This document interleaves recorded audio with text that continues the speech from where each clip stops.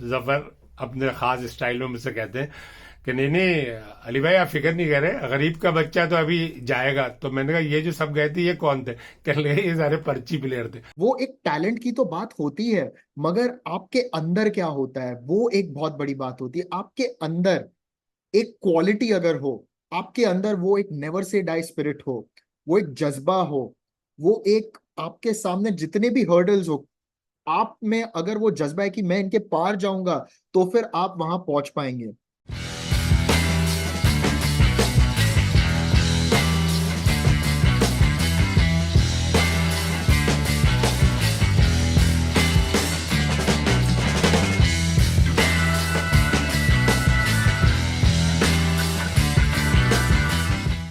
Cricket सिर्फ records और आदाद-ओ-शुमार का खेल नहीं है। ये महज चौकों छक्कों, रन्स और विकेटों का खेल नहीं है, बल्कि ये खेल है एहसासात का, जज्बात का। और इस खेल ने इंसानी रिश्तों को जोड़ कर रखा हुआ है। इंडिया इस वक्त इंग्लैंड के खिलाफ रांची में चौथा टेस्ट मैच खेल रहा है और इस टेस्ट मैच में बिहार से ताल्लुक़ रखने वाले फास्ट बॉलर आकाशदीप ने अपना डेब्यू किया है।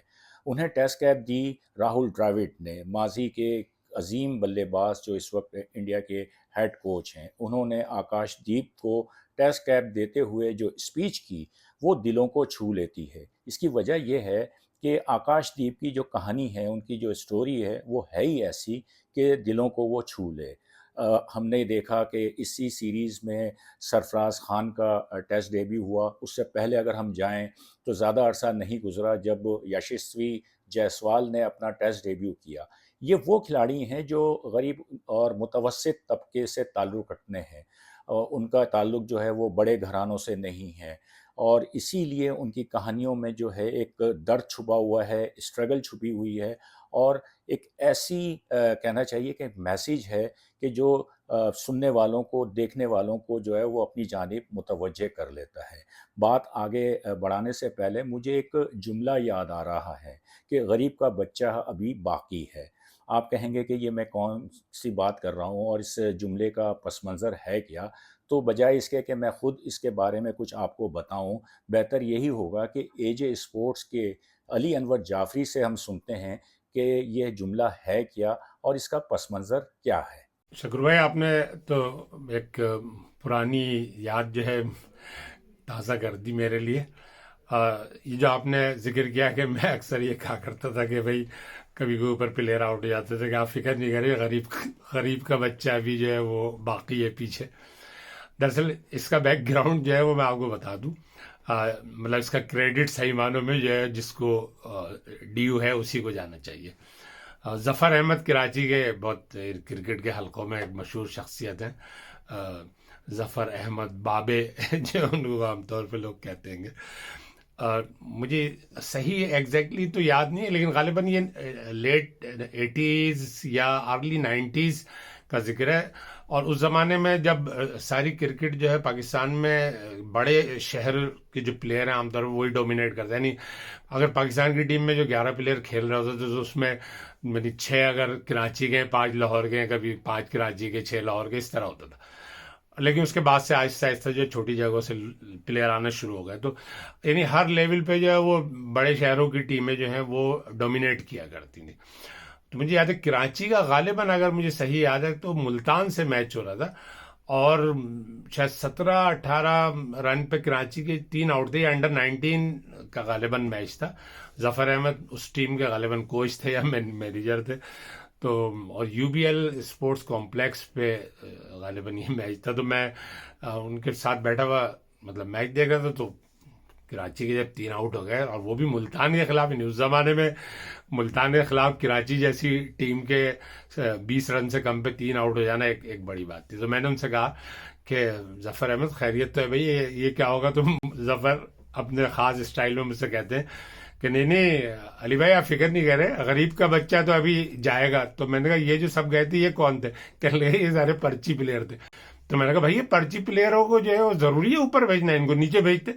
बोले अगर इनको मैं नीचे भेज देता ना तो अगले मैच में फिर इन्हें खिलाना पड़ता, क्योंकि यही होता है कि जी वो उनको क्योंकि इतना नीचे भेजा था, उनको सही तरह से चांस नहीं मिला, तो इसलिए वो जो है जल्दी आउट हो गए। तो उन्होंने कहा कि जी ये गरीब का बच्चा जो है वो पीछे जाएगा, और अब आप बेफिक्र रहे, कराची की टीम जो मैच जीतेगी। तो उस वक्त बस ये एक मेरे जहन में एक ही चीज आ गई थी, और मैं भी जो है इस जुमले को अक्सर जो है वो यूज किया करता था, जो आपको शारजा में सुनने को मिला। तो क्या ख्याल है कि आज हम इन्हीं जो गरीब घराने के जो बच्चे हैं, जिन्होंने अपना नाम कमाया है, इंटरनेशनल क्रिकेट में आए हैं, उनकी जो कहानियां हैं, उनकी जो स्ट्रगल है, उस पर आज क्यों ना हम बात कर लें। आज मेरे साथ इस शो में मौजूद हैं Indian sports writer, anchor Nishat Vedia, और ये वो शख्स हैं कि जिन्होंने बहुत अरसे से, बहुत पहले से सरफराज ख़ान, उनके भाई मुशीर ख़ान और उनके वालिद नौशाद ख़ान को बहुत करीब से देखा है, इनकी स्ट्रगल देखी है, क्रिकेट से उनका जो है जुनून देखा है, उनको आगे बढ़ते हुए देखा है। वेल शकूर भाई, थैंक यू सो मच, आपने मुझे इनवाइट किया आपके चैनल पर द सेकंड इनिंग्स। और आप जो कहानियां प्रेजेंट करते हैं मैं बड़ा एंजॉय करता हूं। और ये जो क्रिकेट की कहानियों की बात है ना, ये हमें बड़ा ही एक मोटिवेट करता है, आपको भी आई एम श्योर मोटिवेट करता है काफी। और आपके पीछे भी किताबें हैं, मेरे पीछे भी किताबें हैं, तो हम तो इन्हीं कहानियों के जरिए अपना लाइफ जीते, ये तो मैं मानता हूँ। शकूर भाई, आपने हाल ही में देखा होगा कि सरफराज खान ने अपना टेस्ट डेब्यू किया इंग्लैंड के सामने, और दोनों इनिंग्स में उन्होंने हाफ सेंचुरीज मारी। और इनका जो एक स्ट्रगल है, इनकी जो जर्नी है, ये मैंने बड़े क्लोजली देखी है। और इनके जो वालिद हैं नौशाद खान साहब, वो मेरे बहुत अच्छे दोस्त हैं। और उनसे पहले मुलाकात हुई थी 2013 में, जबकि मुशीर खान जो अभी इंडिया अंडर 19 के लिए वर्ल्ड कप खेले थे, उनको वो ट्रेन करे थे, और तभी वो 8 साल के थे। मैंने उनकी एक डॉक्यूमेंट्री की थी, अभी भी यूट्यूब पर है। और वहां पर हमने दिखाया था कि ये नौशाद खान जो है, इन्होंने कैसे अपने बेटों के लिए वो एक प्रैक्टिस रेजीम बनाया था। मैं उनके घर भी गया था, और उनके घर के पीछे वाले आंगन में उन्होंने एक नेट बनाया था। ज्यादा जगह नहीं थी, मगर वहां नेट बनाया था। और बस उनके फादर की बात नहीं है, उनके जो आसपास वाले जो रहने वाले लोग हैं, और जो उनके कॉलोनी में रहते हैं, उन्होंने बड़ा उनको सपोर्ट किया। और अगर आप उनके घर पे भी जाते तो देखते कि ऐसे मॉडेस्ट उनके बिगिनिंग्स रहे हैं। काफी इन्होंने स्ट्रगल किया। नौशाद खान साहब खुद क्रिकेटर बनना चाहते थे, मगर वो उनका सपना साकार नहीं हो पाया। और अभी जबकि सरफराज ने वो टैलेंट दिखाया, फिर मुशीर ने दिखाया, तो उन्होंने बड़ा एनकरेज किया दोनों को। एनकरेजमेंट के साथ साथ दोनों ने बाप बेटों ने इतना स्ट्रगल किया। आई मीन वो नेट में रहते थे दिन रात, फिर घर जाके भी प्रैक्टिस किया करते थे। और इतनी हमने उनसे एक कंसिस्टेंसी देखी है। और आपको ये बताऊं तो एक इतना हार्डवर्क रहा है उनका, इतना एक जज्बा रहा है। और मुझे एक लाइन याद आता है जो कि नौशाद साहब ने मुझे बताया था उस इंटरव्यू के दौरान। उन्होंने कहा कि जबकि आप शुरू करते, एक बिगिनर होता है, एक बिगिनर्स लक होता है, तो आपका लक का जो एक फैक्टर रहता है या एक बैग होता है, वो भरा हुआ रहता है। मगर वो लक का बैग आपका थोड़ा थोड़ा कम होते जाता है। बाद में एक एक्सपीरियंस का बैग होता है, जब आप स्टार्ट करते हो आपका एक्सपीरियंस का बैग खाली रहता है। उन्होंने कहा कि आप अपना एक्सपीरियंस का बैग जल्द से जल्द भरते रहिए, और जैसे जैसे आप वो भरते रहेंगे, तो लक आपका शायद कम हो जाएगा, मगर वो एक्सपीरियंस के बदौलत आपके लिए फिर आपके तारे चमकेंगे, हम ऐसे कह सकते हैं। मगर सरफराज को काफी रुकना पड़ा अपने भारतीय डेब्यू के लिए, और फिर उन्होंने आखिरकार वो डेब्यू किया, और क्या बढ़िया बढ़िया पारी खेली। और क्योंकि मैंने उनको इतना क्लोजली देखा था, मुझे ऐसा लग रहा था कि मेरी खुद की सक्सेस है। क्योंकि हमने ये मुंबई में देखा, मुंबई जैसे शहर में रहना आसान नहीं होता। हमने यशस्वी की भी कहानी काफी सुनी है कि वो कैसे टेंट में रहा करते थे। मगर सरफराज और नौशाद, इन्होंने इतने मैदानों के भी चक्कर काटे हैं, और इतने साल स्ट्रगल किया। आखिरकार जब आप वो रिवॉर्ड देखते हैं ना, दिल को खुशी मिलती है। इंटरेस्टिंग कहानी आपको और एक बताऊं तो 2016 का अंडर 19 वर्ल्ड कप फाइनल था, भारत बनाम वेस्ट इंडीज। सरफराज खेल रहे थे भारत के लिए, उन्होंने अर्धशतक मारा था। लो स्कोरिंग मैच था, और वेस्ट इंडीज ने वो चेस किया था। और उस दिन मैं वो जो मैच के आखिर के कुछ पल थे, नौशाद के साथ बैठा था, और वो मैच मैंने देखा था। और जब भारत मैच हारे थे उसके कुछ आधे एक घंटे बाद सरफराज का कॉल आया था। नौशाद उन्हें बड़ा कंसोल कर रहे थे कि आपको आगे बढ़ना है, ये होता है, आप आगे जाएंगे, आप इससे सीखे, आप इससे सीखेंगे, फिर आप और बड़े क्रिकेटर बनेंगे। तो ये सारी चीजें मैंने देखी है कैसे कि नौशाद सिर्फ उन्हें क्रिकेट नहीं सिखाते थे, उनको एक लाइफ का जरिया सिखाते थे। एक मुशीर खान जब 8 साल के थे तो वो मुझे कहते थे कि मेरे पिताजी मुझे सिर्फ ऐसे क्रिकेट के बारे में नहीं सिखाते, वो मेरे मन में ख्याल लाते हैं। वो मुझे अभी भी वो उनका लाइन याद आता है। तो एक ऐसी छोटी उम्र पर ये दोनों भाइयों ने वो एक ऐसी चीजें सीखी थी अपनी स्ट्रगल से जो शायद दूसरे लोग ना सीखे। और फिर जबकि इतने सालों बाद सरफराज ने रणजी ट्रॉफी में परफॉर्म किया मगर उनका भारत टीम में चयन नहीं हो रहा था, आखिरकार वो उनका सिलेक्शन हुआ। हम सब खुश थे क्योंकि हमें पता था कि वो उनके मेहनत का एक फल है, एक मेहनत का रिजल्ट है, नतीजा है। और वो देखकर हम सबको बड़ा ही खुशी महसूस हुई। अली अनवर जाफ़री की यादों में भी नौशाद खान और उनके बेटे मौजूद हैं। ख़ास तौर पर उन्हें याद है कि नौशाद खान शारजा में मुलाज़मत के साथ-साथ जब वो ख़ुद क्रिकेट खेलते थे, तो उस वक़्त भी वो अपने दोनों बेटों के बारे में कितने पुरजोश थे, कितने संजीदा थे कि इन दोनों लड़कों का जो करियर है, वो आगे बढ़ाना है। अभी तकरीबन मेरा ख्याल है साल भर पहले जो है वो यूएई के मशहूर स्पोर्ट्स जर्नलिस्ट के आर नायर जो है वो इंडिया बॉम्बे में गालिबन किसी इवेंट के सिलसिले में थे। तो उनका मेरे पास मैसेज आया कि भाई कोई आपसे जो है वो बात करना चाहता है, तो और आपका नंबर मांग रहे थे, तो क्या मैं आपसे बात करा दूं उनकी। मैंने नंबर तो नहीं दिया, मैंने कहा जी ज़रूर कराएं। तो वो ये मुशी इसके सरफराज के वालिद ही थे, नौशाद खान। वो मेरा एक बहुत बड़े गैप के बाद, यानी वो शारजा से मुलाकात के बाद फिर वो राब्ता हुआ था। तो उस वक्त उसने मुझसे, नौशाद ने कहा था, मैंने कहा कि भाई इतना स्कोर कर रहा है लेकिन क्या बात है टीम में सिलेक्ट नहीं हो रहा। तो मैं कह रहा था कि अली भाई बस आप दुआ करें, आप दुआ करेंगे तो इंशाल्लाह ज़रूर आएगा टीम में। और वो परफॉर्म कर रहा है। और उस वक्त भी उसने मुझे ये बात रिमाइंड कराई थी कि मेरा जो छोटा वाला बेटा है वो भी बहुत अच्छा जा रहा है, उसकी फिटनेस भी बहुत अच्छी है, आप देखिएगा वो भी टीम में आएगा। तो माशाल्लाह से, और मुझे बिल्कुल यकीन है मुशीर खान ने भी जिस तरह से अभी पिछले अंडर 19 के वर्ल्ड कप में इंडिया के लिए परफॉर्म किया, बल्कि वो जो एक एक वर्ल्ड 11 जो उन्होंने बनाई है अंडर 19 के वर्ल्ड कप की बुनियाद पे, उसमें जो इंडिया के 3-4 प्लेयर सिलेक्ट हुए हैं उसमें भी मुशीर खान भी उस टीम का हिस्सा है। तो आई एम श्योर कि इसका दूसरा बेटा जो है मुशीर खान, वो भी जो है वो आने वाले दिनों में इंडियन टीम का जो है वो हिस्सा होगा। यहाँ मैं सीनियर जर्नलिस्ट के आर नायर का भी जिक्र करना ज़रूरी समझता हूँ कि जो शुरू से सरफराज खान के करियर को फॉलो करते हुए आए हैं। और ये उस वक्त की बात है कि जब सरफराज खान ने इंटर स्कूल के एक मैच में 439 रन्स बनाकर सचिन तेंदुलकर का रिकॉर्ड तोड़ा था।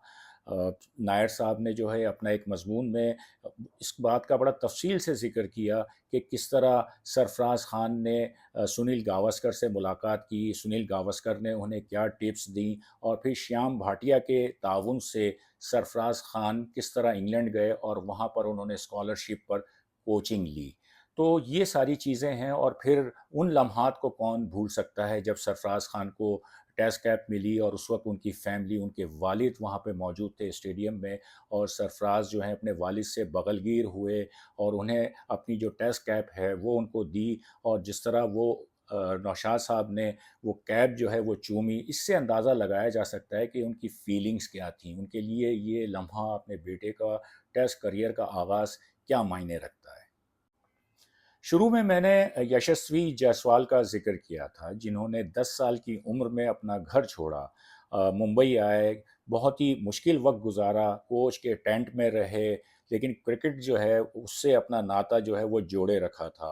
पानी पूरी बेची और बहुत ही मुश्किल वक्त उन्होंने गुजारा, लेकिन आज वो इंडिया के बहुत ही ज़बरदस्त बल्लेबाज के तौर पर टेस्ट क्रिकेट खेल रहे हैं। इसी तरह आकाशदीप की कहानी भी जो है वो बड़ी, कहना चाहिए कि इस लिहाज से दुख भरी है कि एक ही साल में उनके वालिद और बड़े भाई का इंतकाल हुआ, लेकिन क्रिकेट से जो उनकी मोहब्बत या उनका जुनून था वो कम नहीं हुआ, उन्होंने हौसला नहीं हारा और आज वो भी टेस्ट क्रिकेट खेल रहे हैं। तो इस तरह की कई ऐसी मिसालें इंडियन क्रिकेट में मौजूद हैं कि गरीब और मिडिल क्लास तबके से ताल्लुक़ रखने वाले खिलाड़ी जो हैं वो आए और उन्होंने ऐसी परफॉर्मेंस दी कि दुनिया के लिए वो मिसाल बन गए। शकूर भाई देखिए, हम क्रिकेट को तो ऐसे फॉलो करते हैं, पाकिस्तान में भी ऐसे कितनी कहानियां हैं जो कि मैंने पढ़ी है, कैसे खिलाड़ियों ने स्ट्रगल किया मगर फिर उभर कर आए सीनियर क्रिकेट पर। और हाल ही की एक अगर बात करें तो मुझे एक शाहनवाज दहानी की याद आती है कि कैसे एकदम छोटे से गांव से एक लड़का आया और फिर पाकिस्तान के लिए उन्होंने रिप्रेजेंट किया। तो भारत में भी ऐसी कई कहानियां हैं। आप वर्ल्ड ओवर देखें तो आपको ऐसे कहानियां मिलेंगी। भारत में भी हमने ऐसे कई कहानियां देखी है। पहले ऐसे एक जमाने हुआ करते थे जबकि क्रिकेटर ज्यादा कमाते नहीं थे और वो खेला करते थे आउट ऑफ पैशन। अब जबकि क्रिकेट इतना बड़ा स्पोर्ट हो गया तो भारत में बच्चा बच्चा क्रिकेटर बनना चाहता है, मगर सिर्फ थोड़े लोग, गिने चुने लोग वहां पर पहुंचते हैं। और क्यों? वो एक टैलेंट की तो बात होती है, मगर आपके अंदर क्या होता है वो एक बहुत बड़ी बात होती है। आपके अंदर एक क्वालिटी अगर हो, आपके अंदर वो एक नेवर से डाई स्पिरिट हो, वो एक जज्बा हो, वो एक आपके सामने जितने भी हर्डल्स हो, आप में अगर वो जज्बा है कि मैं इनके पार जाऊंगा, तो फिर आप वहां पहुंच पाएंगे। सबसे बड़े एग्जाम्पल तो है महेंद्र सिंह धोनी, जिन्हें इतना प्यार किया जाता है, बस भारत में ही नहीं, वर्ल्ड ओवर। वर्ल्ड ओवर उनको रिस्पेक्ट किया जाता है। क्यों? क्योंकि महेंद्र सिंह धोनी जहां से आए, किसी ने सोचा नहीं था कि वहां से कोई एक लड़का क्रिकेटर बनेगा। क्रिकेटर बनना छोड़िए, किसी ने ये नहीं सोचा था कि वो जाके भारत के लिए ऐसे लीड करेगा और फिर तीन तीन बड़े ट्रॉफियां जीतेगा, आईपीएल में इतना अच्छा करेगा। तो महेंद्र सिंह धोनी सबके लिए ऐसे एक इंस्पिरेशन बन गए।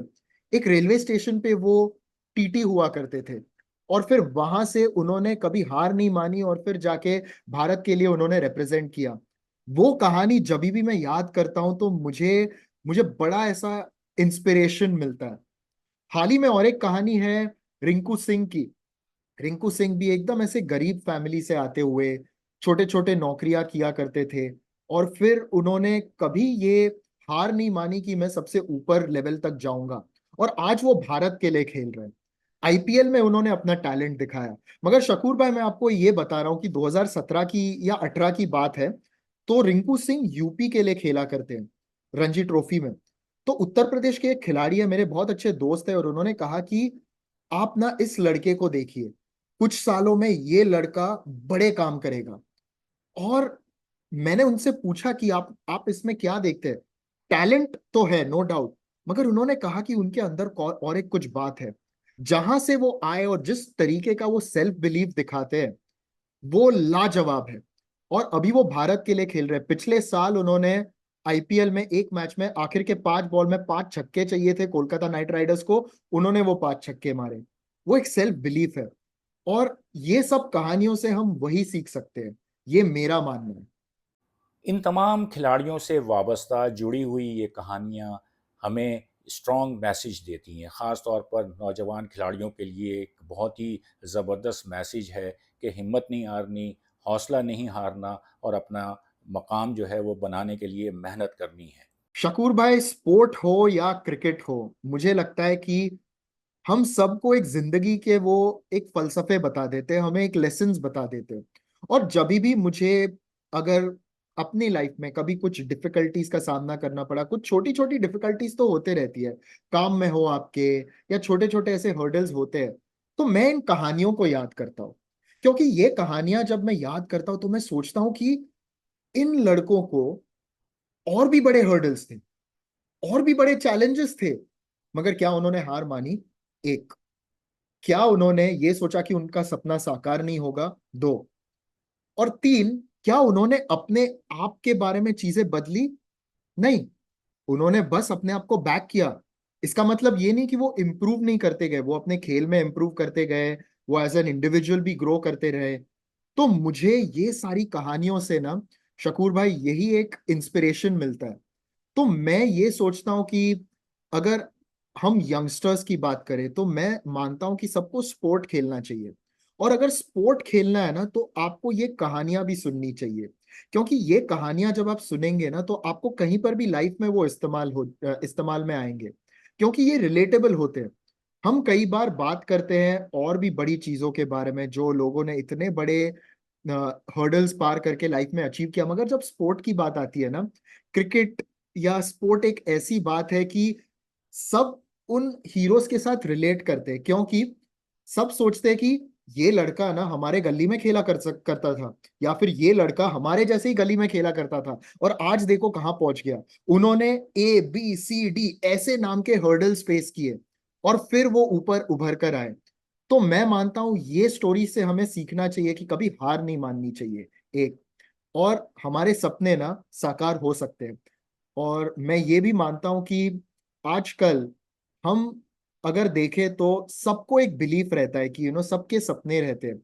वो एक बिलीफ हमें बढ़ाना चाहिए, और इन कहानियों द्वारा हम अपना बिलीफ बढ़ा सकते हैं, और हमारा बिलीफ जो है पूरी दुनिया का हम बढ़ा सकते हैं, ये मैं मानता हूं। तो क्रिकेट की कहानियां तो है ही, और ऐसी सारी कहानियां हैं, अन्य कहानियां हैं जिससे हम काफी कुछ सीख सकते हैं। सिर्फ इंडिया ही नहीं, अगर हम पाकिस्तान की क्रिकेट पर भी नज़र डालें तो ऐसी कई मिसालें हमें नज़र आएंगी कि हम्बल बैकग्राउंड से जो हैं वो खिलाड़ी उभर कर सामने आए हैं। किसी के वालिद गल्ला मंडी में जो है वो मजदूरी करते थे, किसी के वालिद ने रात को चौकीदारी की। कुछ खिलाड़ी ऐसे भी हैं कि जिन्होंने फैक्ट्रियों में काम किया, लेकिन क्रिकेट के लिए उन्होंने जो है वो अपना एक कहना चाहिए कि रास्ता बनाया, हिम्मत नहीं हारी और वो इंटरनेशनल क्रिकेट तक आए। तो इसीलिए मैं यही कहता हूँ कि क्रिकेट जो है सिर्फ रिकॉर्ड्स का खेल नहीं है, ये जज्बात और एहसासात का खेल भी है, और ये इंसानी रिश्तों और एहसासात को जोड़े हुए है।